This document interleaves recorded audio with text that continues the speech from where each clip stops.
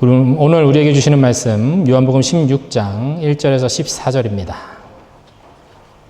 요한복음 16장 1절에서 14절의 말씀, 진리의 영이 오시면 이라는 지하의 말씀으로 저와 여러분 함께 말씀을 나누고자 합니다.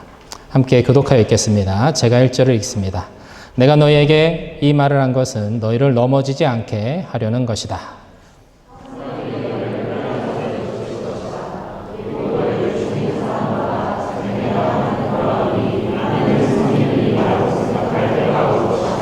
그들은 아버지도 나도 알지 못하므로 그런 일들을 할 것이다.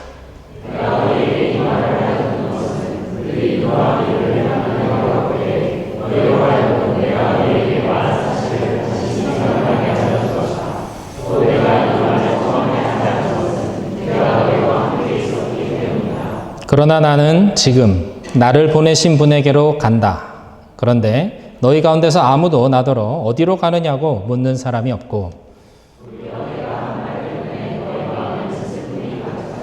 그러나 내가 너희에게 진실을 말하는데 내가 떠나가는 것이 너희에게 유익하다. 내가 떠나가지 않으면 보혜사가 너희에게 오시지 않을 것이다. 그러나 내가 가면 보혜사를 너희에게 보내주겠다.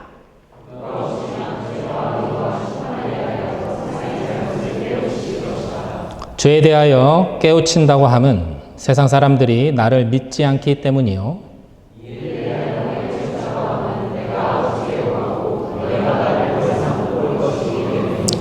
심판에 대하여 깨우친다고 함은 이 세상의 통치자가 심판을 받았기 때문이다.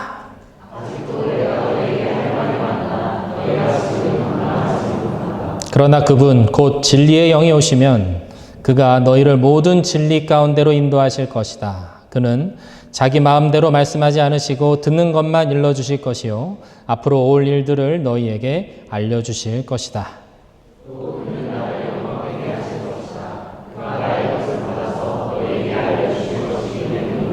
아멘. 요한복음 13장부터 17장까지는 소위 다락방 강화라고 불리는 예수님의 고별 설교에 해당하는 부분입니다. 예수님께서 십자가에 달리시기 전에 사랑하는 제자들에게 주시는 가장 중요한 말씀들이 담겨 있는 부분이라고 할 수 있습니다. 마가의 다락방에서 유월절 만찬을 하시다가 갑자기 일어나셔서 허리에 수건을 두르시고 제자 한 사람 한 사람의 발을 씻겨 주심으로 예수님의 마지막 설교는 시작되었습니다. 영원한 하나님 나라에 너희들과 함께 거할 처소를 예비하러 내가 간다. 내 말을 기억하고 내 말에 거해라. 끝까지 믿음을 잃지 말아라. 나는 떠나지만 성령께서 오셔서 너희 가운데 거하실 것이며 믿음을 지킬 수 있도록 도와주실 것이다. 이것이 지금까지 예수님께서 하신 말씀의 요지였습니다. 오늘 본문의 말씀도 지금까지의 예수님의 이 말씀들에 이어서 성령의 오심과 제자들이 앞으로 받을 시련에 대한 권면의 말씀으로 구성되어 있습니다. 오늘 본문 1절의 말씀을 우리 한번 같이 읽어보겠습니다. 시작. 내가 너희에게 이 말을 한 것은 너희를 넘어지지 않게 하려는 것이다. 예수님께서 지금까지 하신 말씀, 곧 영원한 하나님 나라와 성령의 오심에 관한 이야기는 제자들이 넘어지지 않게 하기 위한 것이다 라고 말씀하고 계십니다. 요한복음이 가지고 있는 세상에 대한 관점은 명확합니다. 세상은 어둠이고 주님은 빛이시다. 세상은 죄악 가운데 있어서 그 가운데 사망이 충만하며 예수님은 그 죽음을 이기고 그 가운데 생명을 주시는 분이다 라고 요한복음은 말씀하고 있습니다. 사망과 생명이 대립하듯이 이 땅과 하나님의 나라는 대립합니다. 그러므로 세상은 결코 예수님을 환영하거나 받아들일 수 없는 것입니다. 예수님 자체가 이 땅에 임한 하나님의 나라이기 때문에 그렇습니다. 세상은 아담의 정죄, 아담의 죄로 인해서 공중 권세 잡은 자들, 그 사탄에게 이 땅에 아담에게 하나님께서 맡겨주신 그 통치권이 넘어갔기 때문에, 사탄에게로 넘어갔기 때문에 죄로 가득한 이 세상은 예수님과 교회를 반대하고 미워할 수밖에 없다라는 것입니다. 마태복음 11장 12절 말씀에서 예수님께서 이렇게 말씀하셨습니다. 세례 요한의 때부터 지금까지 천국은 침노를 당하나니 침노하는 자는 빼앗느니라. 침노를 당한다라는 헬라어 비아제타이라는 단어는 수동태 그리고 중간태 이 두 가지로 해석이 가능하다고 합니다. 수동태로 해석을 하면 천국이 침략을 당한다라고 해석할 수 있습니다. 그런데 중간태로 해석을 하면 천국은 힘있게 뻗어나간다라고 해석할 수 있습니다. 이 두 가지가 다 가능한 것입니다. 곧 천국이라는 것은 침략을 당하기도 하며 뻗어나가기도 하는 것이다 라고 우리는 해석할 수 있죠. 이 땅과 천국이, 이 땅에 임한 하나님 나라와 이 세상 공중 권세 잡은 자들의 세력이 서로 밀고 당기는 그 씨름하는 상황에 지금 놓여 있다라는 말씀인 것입니다. 그래서 어떤 주석가는 이 전체적인 맥락에 따라서 이 마태복음 11장 12절의 말씀을 이렇게 해석할 것을 제안합니다. 세례 요한의 때부터 지금까지 하늘나라는 힘차게 뻗어나가고 있다. 그리고 지금은 용기 있는 자들 또는 강렬한 집념을 지닌 강한 자들이, 강렬한 집념을 가진 강한 자들이 그 나라를 빼앗으려 한다. 그러므로 혹 소심하거나 쉽게 낙담한 자는 그 나라를 얻을 수 없다.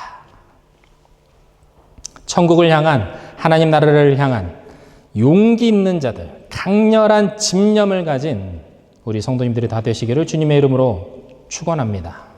용기 있는 자들, 강렬한 집념을 지닌 강한 자들이 이 천국을 차지합니다. 소심하거나 쉽게 낙담하는 사람들은 천국을 차지할 수 없다라는 것입니다.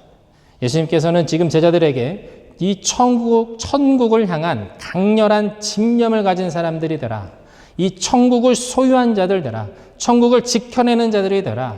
그렇게 말씀하고 있는 것입니다.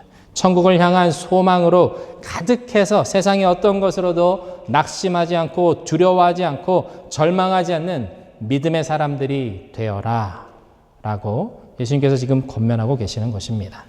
내가 너희에게 이 말을 한 것은 너희를 넘어지지 않게 하려는 것이다. 여기서 넘어지다는 죄에 빠지다, 배반하다, 저버리다 이런 뜻을 가지고 있습니다. 곧 넘어진다라는 것은 주님을 향한 믿음을 버리고 그 은혜를 저버리고 예수님을 떠난다라는 것입니다. 믿음의 자리에서 떠난다라는 것입니다. 사랑하는 성도 여러분, 주님의 말씀을 기억해야 합니다.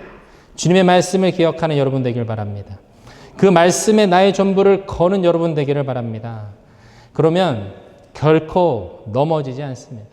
말씀에 나를 온전히 내어 걸면 어떤 상황이 와도 결코 넘어지지 않습니다. 설사 넘어진다 하더라도 분명히 다시 일어나게 됩니다. 믿음에는 결코 포기란 없습니다. 믿음 안에서는 절대로 낙심이란 없습니다. 그것이 우리를 놓지 않으시는 주님을 향한 우리의 믿음이기 때문에 그렇습니다. 주님이 우리에게 그런 약속을 주셨기 때문입니다. 우리의 소망은 영원한 것입니다. 이 땅에 썩어질 것들, 이 땅에 유한한 것들에 대한 소망이 아니기 때문에 우리가 가진 하늘나라의 소망은 결코 꺾일 수 없는 것입니다. 그래서 우리의 기도는 언제나 소망으로 가득한 것입니다.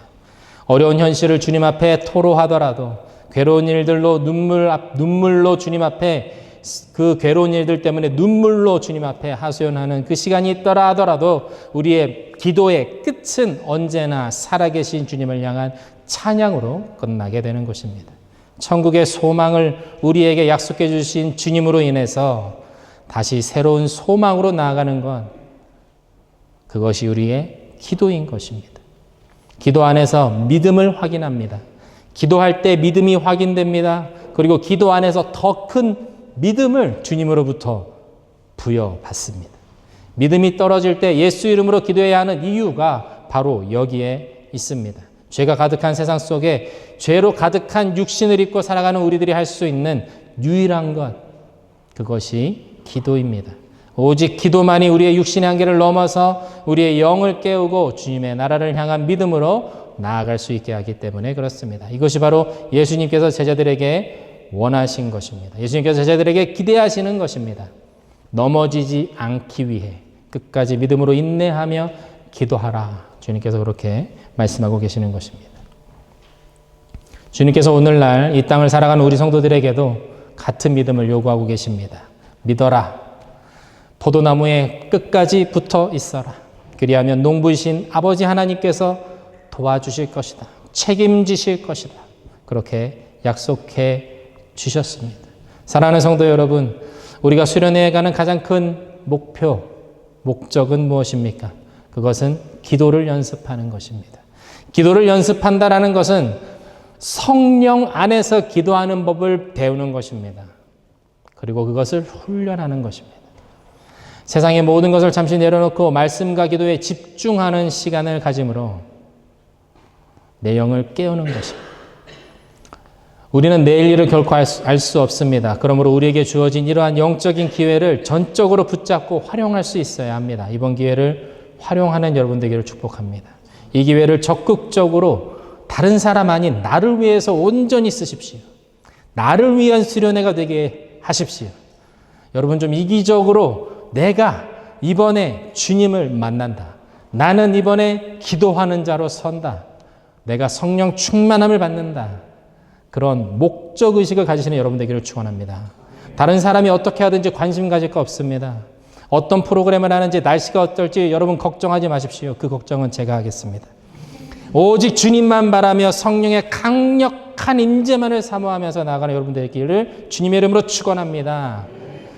기도와 말씀에 전념함으로 주님이 주시는 크고 담대한 믿음이 무엇인지 여러분 세포 하나하나까지 신경 하나하나까지로 그것을 경험해보는 여러분 되기를 축원합니다. 놀라운 은혜, 새로운 은혜, 그것이 우리 앞에 있습니다. 그것을 만져보시고 맛보시고 그 안으로 들어가시는 여러분 되기를 주님의 이름으로 축원드립니다. 예수님께서 제자들에게 믿음을 요구하시면서 구체적인 시련들에 대해서 말씀하십니다. 이만큼 어려울 거야 라는 걸 예수님께서 말씀하십니다. 오늘 본문 2절에서 4절인데요. 한번 같이 읽겠습니다. 시작. 사람들이 너희를 회당에서 내쫓을 것이다. 그리고 너희를 죽이는 사람마다 자기네가 하는 그런 일이 하나님을 섬기는 일이라고 생각할 때가 올 것이다. 그들은 아버지도 나도 알지 못함으로 그런 일들을 할 것이다. 내가 너희에게 이 말을 하여 두는 것은 그들이 그러한 일들을 행하는 때가 올 때에 너희로 하여금 내가 너희에게 말한 사실을 다시 생각나게 하려는 것이다. 또 내가 이 말을 처음에 하지 않은 것은 내가 너희와 함께 있었기 때문이다. 첫 번째로 회당에서 내쫓을 것이다 라고 말씀하십니다. 이것은 그냥 단순히 이 건물 밖으로 내쫓는 것의 의미가 아닙니다. 이것은 사회적인 생매장이라는 뜻입니다. 이스라엘 사회에서 회당에서 쫓겨난 사람은 누구와도 이야기할 수 없습니다. 같이 밥을 먹을 수도 없습니다. 그 사회에서 단절된 삶을 살아야 한다라는 것을 뜻합니다. 거기서 멈추지 않고 한 걸음 더 나아가서 사람들이 제자들을 찾아서 죽일 것이다 라고 말씀합니다. 실제로 전승에 의하면 예수님의 제자들은 요한복음을 쓴 사도 요한을 제외하고 모두 순교했다라고 전해지고 있습니다. 주님의 말씀을 전하는 삶을 살다가 모진 핍박과 고난을 받았습니다. 가난했습니다. 그리고 결국에는 예수님을 미워하는 사람들의 손에 의해서 하나님을 대적하는 사람들의 그 손에 의해서 제자들 모두가 죽임을 당했습니다. 우리가 보았을 때는 너무나도 안타까운 삶이라고 할 수도 있을 것입니다. 그러나 사도들은 끝까지 예수님을 따라가는, 주님을 따라가는 그 삶을 살아냈습니다. 그들 모두 성령 충만해서 세상에 그 어떤 것도 두렵지 않고 부족하지 않아 스스로 자족할 수 있는 그 삶을 살아갔습니다. 그런 제자들이었기 때문에 예수님이 걸어가신 그 길, 그 십자가의 길을, 그 순교자의 삶을 마다하지 않았던 것입니다. 주신 사명을 충실히 감당하며 땅끝까지 복음을 전하고 예수 이름으로 세례를 주는 그 일을 자신의 생명을 다 바쳐서 감당했습니다. 제자들이 자신의 몫을 감당했을 때 예수님께서는 예수님의 몫을 감당하셨습니다. 예수님께서 제자들에게 약속해 주신 그것을 이루어 주셨습니다. 세상 끝날까지 내가 너희와 함께 하겠다라는 그 약속. 주님께서 그 약속을 지켜주셨죠. 만약 예수님께서 제자들과 끝까지 죽는 그 순간까지 함께 하지 않으셨다면 제자들은 그 일을 감당할 수 없었을 것입니다. 그들도 두려웠을 것입니다. 그들도 도망가고 싶었을 것입니다. 그들은 이미 그런 경험이 있지 않습니까? 이미 그 죽음의 두려움 때문에 예수님을 버리고 떠났던, 도망갔었던 그런 경험이 있던 제자들 아니었습니까? 예수님이 잡히시던 날 제자들은 모두 예수님을 버리고 도망갔었습니다. 그랬던 제자들입니다. 그런 그들이 성령이 임하시자, 성령의 충만함을 입자 그들은 더 이상 숨지 않았습니다.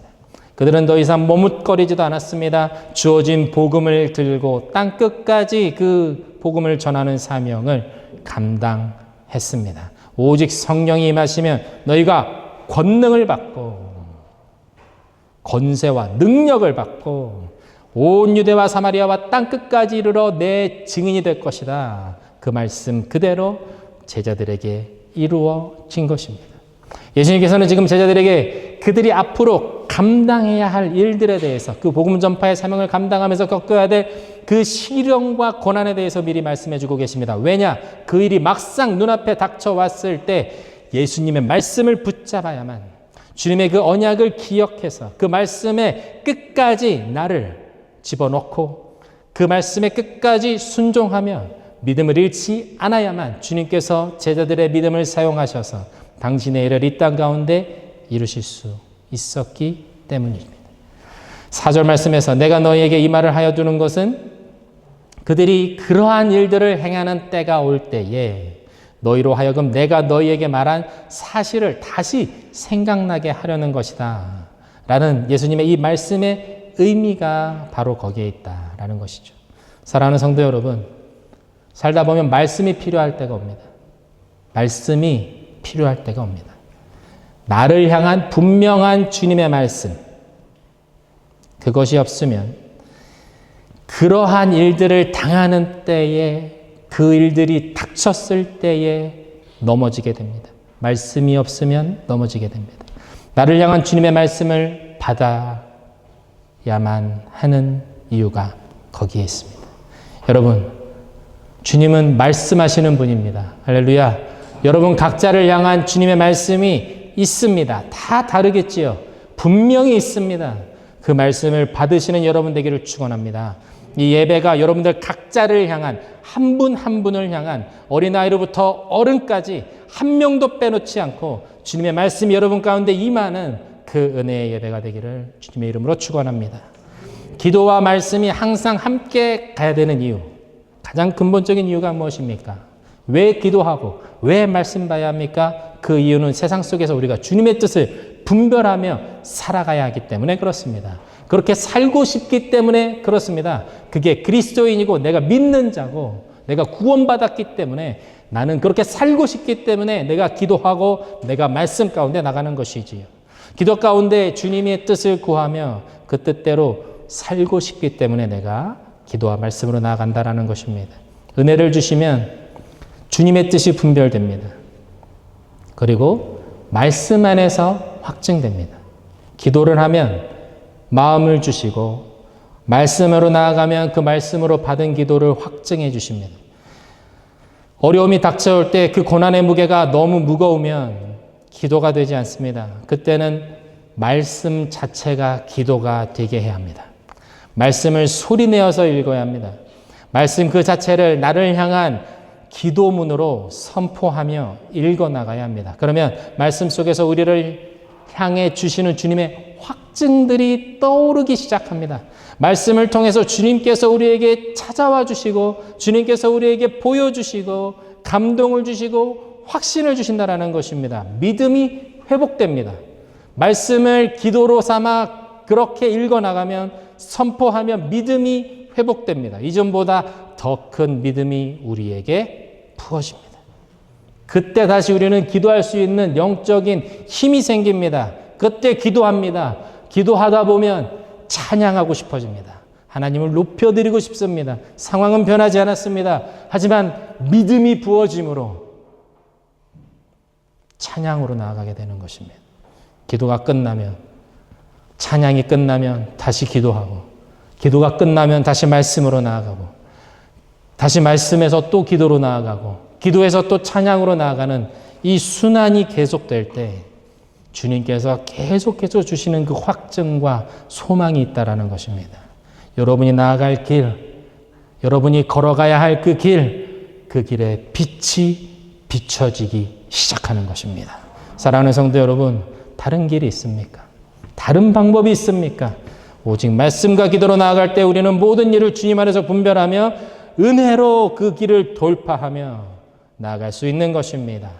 오직 말씀과 기도로만 나를 향한 주님의 말씀들이 확증되고 보여지며 부어지는 것입니다.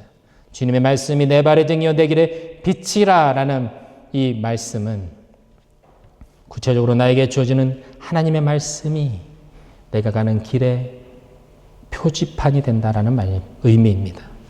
주님과의 관계 안에서 이루어지는 그 말씀의 역사 가운데 들어가시는 여러분 되시기를 주님의 이름으로 축원드립니다. 그러나 이 일들이 우리의 노력으로는 되지 않습니다. 전적인 성령의 은혜로 가능한 겁니다. 오늘 본문 5절에서 7절의 말씀을 우리 한번 같이 읽겠습니다. 시작. 그러나 나는 지금 나를 보내신 분에게로 간다. 그런데 너희 가운데서 아무도 나더러 어디로 가느냐고 묻는 사람이 없고 도리어 내가 한 말 때문에 너희 마음에는 슬픔이 가득 찼다. 그러나 내가 너희에게 진실을 말하는데 내가 떠나가는 것이 너희에게 유익하다. 내가 떠나가지 않으면 보혜사가 너희에게 오시지 않을 것이다. 그러나 내가 가면 보혜사를 너희에게 보내주겠다. 예수님께서 떠나신다고 하시니까 제자들은 슬퍼합니다. 6절 말씀을 보면 제자들의 마음에 슬픔이 가득 찼다라고 그렇게 되어 있습니다. 그런데 예수님은 한편으로는 지금 기뻐하십니다. 예수님이 떠나시는 것이 사랑하는 제자들에게 너무나도 유익하다라는 이유 때문입니다. 영어로 이 부분을 읽으면 그 의미가 더 뚜렷합니다. It is for your good that I am going away. 이렇게 되어 있습니다. It is for your good. 너의 좋은 것을 위해서, 너의 유익을 위해서, 너 좋으라고 내가 가는 거야. 내가 떠나가는 것이 너한테 정말 좋은 거야. 예수님께서 그렇게 지금 말씀하고 계시는 것이죠. 제자들의 입장에서는 지금까지 3년이 넘는 시간 동안 온전히 바라보고 의지했던 예수님이 떠나가시는데 대체 무엇이 좋을 수 있단 말인가? 예수님이 하시는 말씀을 알아들을 수 없었겠지요. 헤어지는 것, 떠나는 것, 그것이 좋을 이유가 없지 않겠습니까? 그러나 예수님께서는 지금 성령이 오셔서 너희와 함께 하심으로 내가 너희와 함께 있는 것보다 그것이 더 좋다라고 예수님께서는 기대감에 그 기쁨 가운데 제자들에게 이 말씀을 하고 계시는 것입니다. 성령이 오셔서 너희 각자 한 사람 한 사람에게 임하시고 거기에 맞게 그 성향과 그 상황에 맞게 가르쳐 주시고 능력을 주시는 것이 예수님과 함께하는 것보다 이 제자들 각 사람에게 더 유익하다라고 말씀해 주고 계시는 것입니다. 믿음은 돌을 닦는 것이 아닙니다. 여러분, 기독교는 돌을 닦는 어느 다른 종교들과는 다릅니다. 믿음이 나의 노력으로 되는 것이 아니라 구원이 나의 실력으로 되는 것이 아니라는 점, 그 부분 때문에 그렇습니다. 오직 성령으로, 한번 따라할까요? 오직 성령으로. 여러분, 오직 성령으로 이 모든 것이 가능합니다. 오직 성령으로. 예수 그리스도의 십자가의 죽으심과 부활을 믿는 자에게 임하시는 그 성령으로 인해서 믿음이라는 것이 가능해지는 것입니다. 말씀을 읽고 깨닫는 것, 여러분 성령의 조명하심과 도우심이 없으면 불가능합니다. 기도하는 것, 오직 성령의 말할 수 없는 탄식함으로 가능한 것입니다.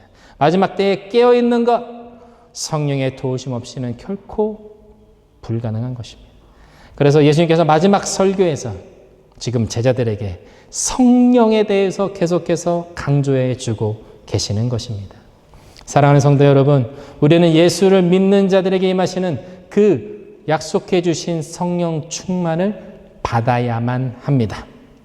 복음을 받아들이고 예수님을 하나님의 아들로 믿는 순간 약속하신 성령은 분명 우리에게 임하십니다. 하지만 성령 충만은 성령께서 우리를 완전히 사로잡는 것을 뜻합니다. 우리의 모든 마음과 생각을 성령께서 주장하시는 상태입니다. 그러므로 하나님의 뜻에 합당한 삶을 살아갈 수 있도록 이끌어 가시는 것입니다. 성령께서 우리 안에 역사하시고 일하실 수 있도록 내 주도권을, 내 인생의 주도권을 성령께 내어드리는 것, 그것이 성령 충만입니다. 성령은 좋은 것입니다. 그런데 우리는 두려워합니다. 내가 없어질까 봐, 내가 세상을 즐기지 못할까 봐, 내가 좋아하는 것들을 내가 하지 못할까 봐 두려워합니다. 그렇지만 오해입니다, 여러분. 성령은 그것을 다 알고 계십니다. 주님과 함께 동행하는 삶에서 내가 주님을 더 기뻐하는 것을 배워가는 것입니다. 성령 충만을 구하는 여러분 되시기를 주님의 이름으로 축원드립니다. 성령 충만을 받는 이 예배가 되기를 축원합니다. 예수님께서는 이 성령이 우리에게 오시면 바뀌는 것들이 있다라고 말씀하십니다. 성령이 오심으로 인해서 우리 각자가 바뀌는 것 전에 성령이 오심으로 인해서 달라지는 것이 있다. 그것은 믿음의 판도, 구원의 판도가 달라진다라고 말씀하십니다. 오늘 본문 8절에서 11절입니다. 함께 읽겠습니다. 시작. 그가 오시면 죄와 의와 심판에 대하여 세상의 잘못을 깨우치실 것이다. 죄에 대하여 깨우친다고 함은 세상 사람들이 나를 믿지 않기 때문이요. 의에 대하여 깨우친다고 함은 내가 아버지께로 가고 너희가 나를 더 이상 못 볼 것이기 때문이요. 심판에 대하여 깨우친다고 함은 이 세상의 통치자가 심판을 받았기 때문이다. 8절 말씀에서 죄와 의와 심판에 대해서 세상의 잘못을 깨우치실 것이다 라고 되어 있는데, 다르게 말하면 이전까지 죄에 대한 개념, 그리고 이전까지의 의에 대한 개념, 지금까지의 심판에 대한 개념을 바꾸신다, 다시 평가하고 조정하신다라는 의미입니다. 먼저 죄에 대해서는 성령께서 예수를 믿지 않는 것이 죄다라고 말씀하십니다. 이전에는 예수님을 인정하지 않고, 이전과는 다르게 예수님을 인정하지 않는 것, 예수님을 믿지 않는 것 자체가 죄라고 예수님께서 그 죄라는 것의 기준이 되셨다라는 것을 지금 성령님께서 말씀하시는 것입니다. 그렇다면 의로운 것은 무엇인가? 십자가에서 죽으시고 다시 살아나셔서 하나님 아버지께 올라가신 예수님, 그분만 의로우시다라는 것입니다. 이제 예수 그리스도 이후에는 어떠한 행위나 어떠한 율법으로도 어떠한 도덕적 행위로도 의로움을 받을 수 없다, 의로움을 이룰 수 없다라고 말씀하시는 것이죠. 이전과는 다른 죄와 이 의로움에 대한 정의가 내려졌습니다. 여러분, 의로운 사람은 구원을 얻을 자격이 있다라는 것입니다. 옳은 일을 하는 사람을 의롭다라고 하지 않습니다. 말씀은, 복음은 도덕적으로 바른 사람이 의롭다라고 얘기하지 않습니다. 예수를 믿는 자가 의로운 자입니다. 결국 하나님 나라에 들어갈 자격을 얻는 자는 예수를 믿는 자이다 라는 뜻입니다. 심판에 대해서는 이 세상의 권세를 잡은 사탄이 예수 그리스도의 십자가의 그 죽으심과 부활로 인해서 심판받았다라는 뜻입니다. 이전의 심판은 무엇입니까? 잘못한 사람들을 향한 심판이었습니다. 그런데 죄의 뿌리이자 원흉인 이 사탄을 향한 예수님의 심판이 내려졌다라는 뜻입니다. 예수님께서 십자가에서 죽으시고 다시 부활하심으로 인해서 그 죄의 뿌리이자 시작인 그 사탄이 심판받았다라는 뜻입니다. 그러므로 오직 예수 그리스도로만 의롭게 되고 예수를 믿는 자들만 구원받는다라는 그 진리를 선포하며 가르쳐 주시는 분이 성령님이시다라고 말씀하고 있는 것입니다. 예수님께서 제자들에게 성령께서 오셔서 우리 각 사람에게 하시는 일들에 대해서도 말씀해 주십니다. 오늘 본문 12절에서 14절입니다. 함께 읽습니다. 시작. 아직도 내가 너희에게 할 말이 많으나 너희가 지금은 감당하지 못한다. 그러나 그분 곧 진리의 영이 오시면 그가 너희를 모든 진리 가운데로 인도하실 것이다. 그는 자기 마음대로 말씀하지 않으시고 듣는 것만 일러주실 것이요 앞으로 올 일들을 너희에게 알려주실 것이다. 또 그는 나를 영광되게 하실 것이다. 그가 나의 것을 받아서 너희에게 알려주실 것이기 때문이다. 아직 아기를 가지지 않은 부부에게 어떤 유모차가 좋은지 설명해 주는 것, 그것은 의미가 없습니다. 아직 아이가 걷지도 못하는데 초등학교에 들어갈 때 이렇게 준비해야 됩니다 라고 조언하는 것, 그것은 결코 그 부모들에게 와닿지 않습니다. 아직 때가 되지 않았기 때문입니다. 내가 너희에게 할 말이 많으나 너희가 지금은 감당하지 못한다라는 예수님의 말씀이 이것과 같습니다. 아직 때가 되지 않아서 지금 이야기해 준다 한들 너희들은 다 이해하지 못한다라는 것입니다. 아직 그 정도의 성숙함과 그 정도의 지혜를 가지지 못하므로 내가 지금 다 얘기해 줘도 너희가 소화할 수 없으니까 내가 다 하지 않겠다. 대신 나 다음에 오실 성령께서 오시면 그것을 너희 각 사람에게 가르쳐 주실 것이다. 예수님께서 말씀하고 계시는 것입니다. 우리 찬양팀 앞으로 잠깐 나오겠습니다. 삼위일체 하나님이신 성령께서 오시면 예수가 누구신지 가르쳐 주십니다.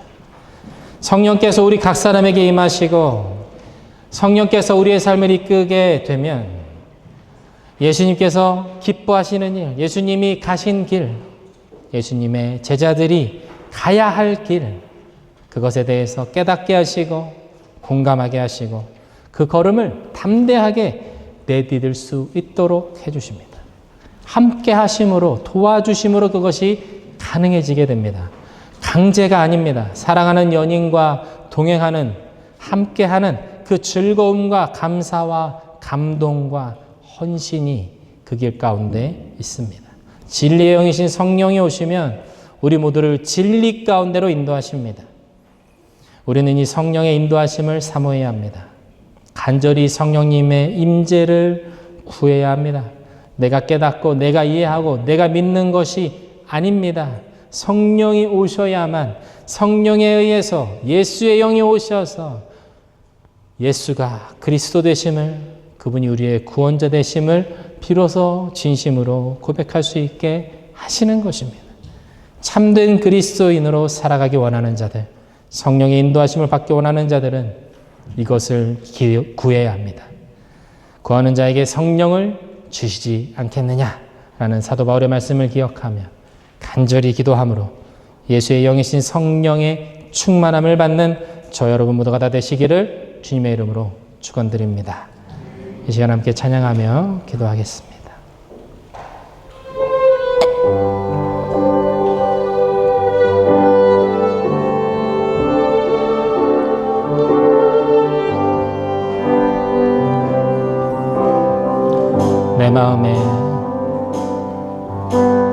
내 마음에 주를 향한 사랑이 나의 말엔 주가 주신 진리로 나의 눈에 주의 눈물 채워주소서.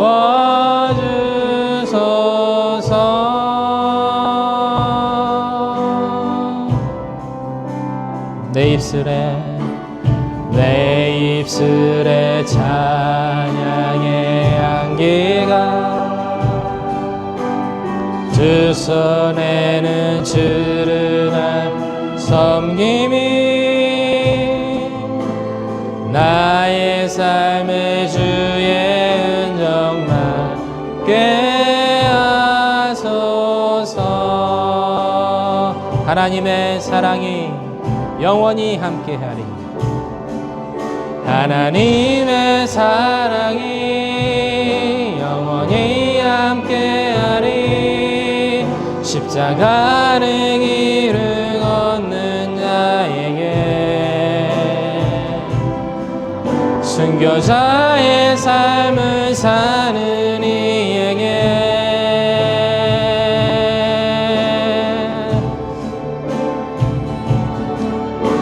조롱하는 소리와 세상 유혹 속에도 주의 순결한 신부가 되리라.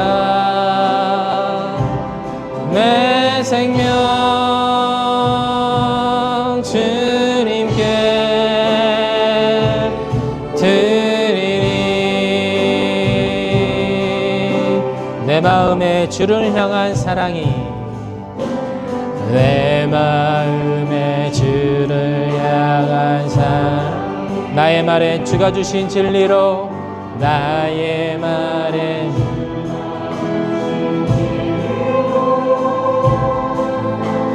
나의 눈에 주의 눈물 채워주소서. 내 입술에 찬양의 향기가, 내 입술에 찬양의 향기가, 두 손에는 주를 닮은 섬김이, 나의 삶에 주의 흔적 나게 하소서. 하나님의 사랑이 영원히 함께 하십니다. 하나님의 사랑이 이 함께하리. 십자가에 걷는 자의, 순교자의 삶을 사는 자에게, 사는 이에게 조롱하는 소리와 세상 유혹 속에도 주의 순결한 신부가 되리라. 내 생명 주님께 드리리. 하나님의 사랑이 영원히 함께하리. 하나님의 사랑이 영원히 함께하리. 십자가의 길을 걷는 자에게, 순교자의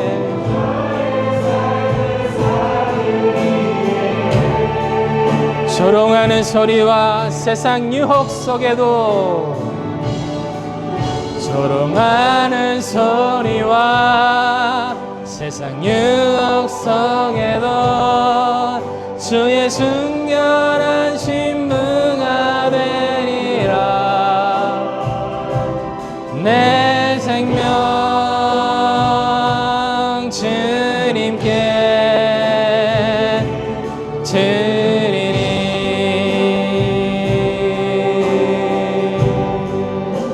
사랑하는 여러분, 마지막 찬양 하셨어요? 내 생명 주님께 드리리, 내 생명 주님께 드리리 하셨습니까? 되게 어려운 고백이죠. 계속 하다 보면 믿음이 생기더라고요. 나중엔 두려움이 너무 크고 걱정과 근심 때문에 이 고백을 못해요. 그렇습니다. 저도 그럴 때가 있었습니다. 꼭 이렇게 해야 되나? 꼭 해야 되나? 기도 꼭 해야 되나? 여러분 입술을 여셔야 합니다. 여러분 입술을 여셔야 돼요. 수련회에서 은혜 받는 가장 큰 이유는요, 가장 큰 조건은요, 내 입을 크게 열라예요. 여러분의 입술을 열어서요, 선포하고 고백할 때 하나님의 역사가 일어납니다. 누가 해주지 않습니다.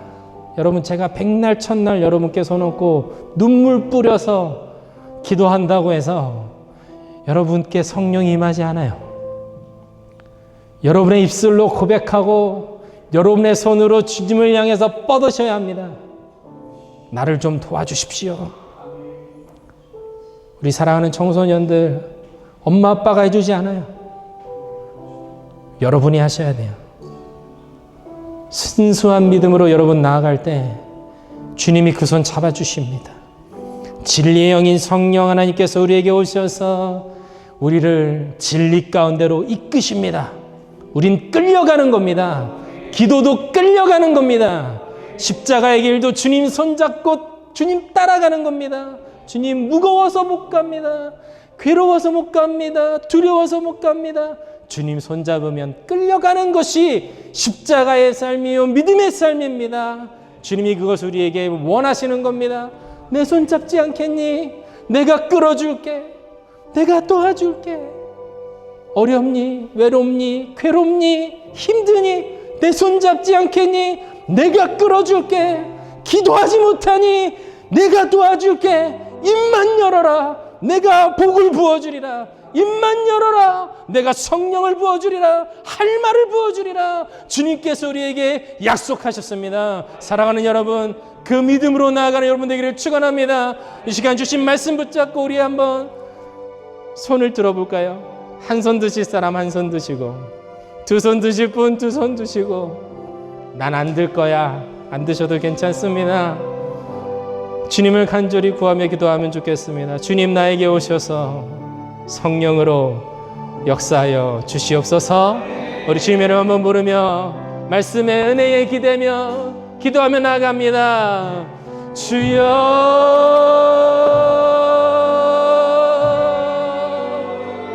주님,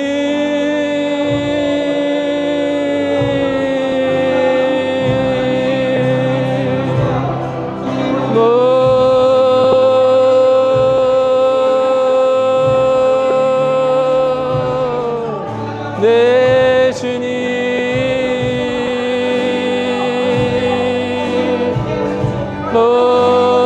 성령 하나님 오셔서 우리를 이끌어 주십시오. 주님을 의지하며 나아갑니다. 주님의 손을 붙잡습니다.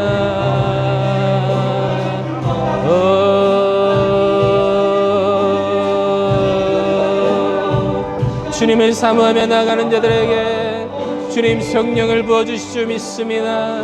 주님 믿음이 없는 자에게 믿음을 주십시오. 주님의 은혜를 구하며 가는 자들에게 주님 은혜를 부어주십시오. 성령으로 충만케 하여 주십시오. 그들의 삶 가운데 침투하여 주십시오. 강력한 주님의 역사가 일어날지어다. 주님, 우리가 외로움에 빠져 있을 때, 우리가 낙심 가운데 두려워하며 홀로 남겨져 있는 그 순간에 주님 찾아오시고 말씀하시고 안아주시는 주님이심을 내가 고백하며 나아갑니다. 주님, 내가 세상의 어려움과 세상의 고난 가운데서 주님을 끝까지 신뢰하며 나아갈 것입니다. 그렇게 고백하는 자들에게 주님 임하여 하나님의 사랑이 영원히 함께하리. 십자가의 길을 걷는 자에게, 순교자의 삶을 사는 이에게,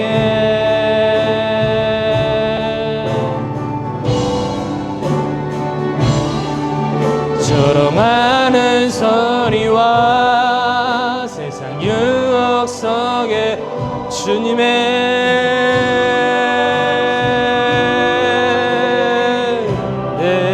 내 생명 주님께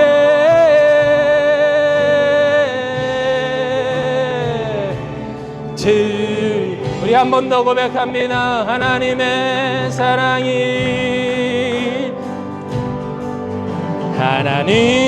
사랑이 영원히 십자가의 길을 걷는 자들에게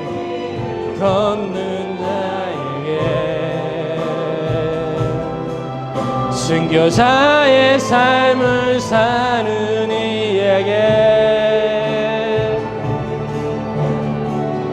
조롱하는 소리와